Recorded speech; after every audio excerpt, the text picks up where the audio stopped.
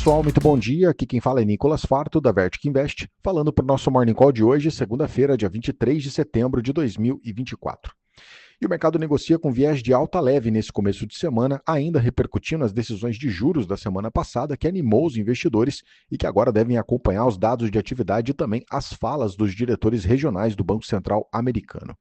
Lá na Ásia, hoje a maior parte das bolsas fecharam no positivo, refletindo a queda de juros nos Estados Unidos, enquanto na China o Banco Central manteve as taxas de juros de 3 e 5 anos inalteradas, mas cortou as taxas de curtíssimo prazo, o que foi visto como um sinal de estímulos por parte do governo chinês. Na Europa, hoje as bolsas estão operando sem direção única, com os europeus repercutindo os dados de atividade que saíram por lá hoje. O PMI da Alemanha caiu em relação ao mês de agosto, enquanto na França o PMI caiu para o menor nível nos últimos 8 meses. Indo para os Estados Unidos, a semana passada lá fechou positiva depois da decisão de juros do Banco Central. No acumulado da semana, o Dow Jones subiu 1,62%, o S&P teve alta de 1,36% e o Nasdaq acumulou alta de 1,51%. O grande evento da semana, sem dúvida, foi a decisão de juros pelo Banco Central, que cortou juros pela primeira vez desde 2020. O corte foi de 0,5%, em linha com o que o mercado passou a precificar nas últimas semanas, também em meio aí ao receio de uma desaceleração mais forte na atividade econômica lá nos Estados Unidos. No discurso após a decisão, o presidente do banco ele minimizou o risco de uma recessão e disse que acredita em um pouso suave da economia americana. A projeção do banco é de que tenha pelo menos mais um corte de 0,5% na taxa até o final desse ano e os juros devem cair mais 1% ao longo de 2025. Ainda assim, o banco não se comprometeu com o próximo corte de juros e disse que as próximas decisões vão depender dos dados. Na agenda dessa semana já começam a sair aí os primeiros dados depois dessa decisão e que já devem ajudar o mercado aí calibrando as expectativas. O destaque na agenda dessa semana vai ficar para o relatório de inflação PCE, que vai sair na sexta-feira e que deve dar mais detalhes sobre a pressão inflacionária que pode afetar os movimentos de juros por lá. Fora isso, ao longo da semana, vários diretores do Banco Central vão comentar aí em eventos e vão sinalizar com relação às próximas decisões, aí, o que pode acontecer. Também sai nessa semana relatório PMI, que traz mais detalhes sobre o ritmo econômico americano. Atualizando aqui as bolsas, o S&P Futuro está subindo 0,16, o Eurostock 600 está subindo 0,25, enquanto em Londres o FTSE está caindo 0,10%. No Japão, o Nikkei hoje subiu 1,67% e na China o Xangai Composite subiu 0,44%. O índice dólar, o DXY, está subindo 0,26% agora.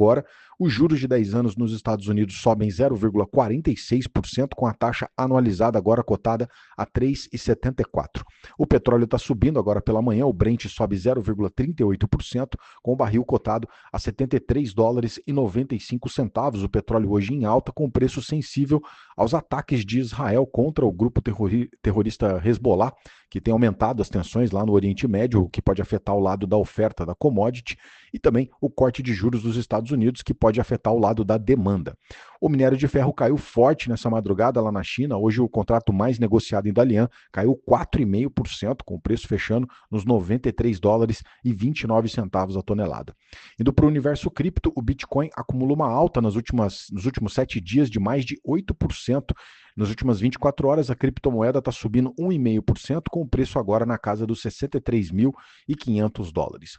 Por aqui, o Ibovespa não conseguiu acompanhar a melhora de sentimento do mercado americano e caiu no acumulado da semana 2,83%, com o nosso índice fechando na sexta aos 131.065 pontos. O dólar também caiu no acumulado da semana, quase 1% de queda para a moeda americana, que fechou aos R$ 5,51. Na curva de juros, o movimento foi de alta, com o mercado reagindo à decisão de juros do Copom, que por aqui também seguiu as expectativas de mercado e elevou a nossa taxa básica de juros em 0,25%, com a Selic fixada agora em 10,75% ao ano. A decisão do Banco Central veio acompanhada de um comunicado que foi interpretado como mais duro pelo mercado em função dos ruídos fiscais e que devem seguir movimentando o mercado local. Para o mercado das ações, a Azul foi o destaque de alta. No acumulado da semana subiu mais de 6%, com os investidores repercutindo as notícias sobre negociações entre a companhia e os seus credores. Do lado negativo, o destaque ficou para a Brava Energia, a antiga 3R Petróleo, que caiu mais de 17% no acumulado da semana, depois que a companhia anunciou que a produção produção de petróleo no campo Papa-Terra deve ser retomada só em dezembro, enquanto o mercado esperava que isso acontecesse bem antes. Na agenda dessa semana, o destaque deve ficar para a ata da última reunião do Banco Central, que vai sair na terça-feira, e que deve dar mais detalhes sobre o racional dos membros do Copom para a elevação da Selic na semana passada. Fora isso, também vão sair dados de emprego pelo CAGED e ainda temos essa semana a publicação da prévia de inflação para esse mês, vai sair o IPCA 15 pelo IBGE.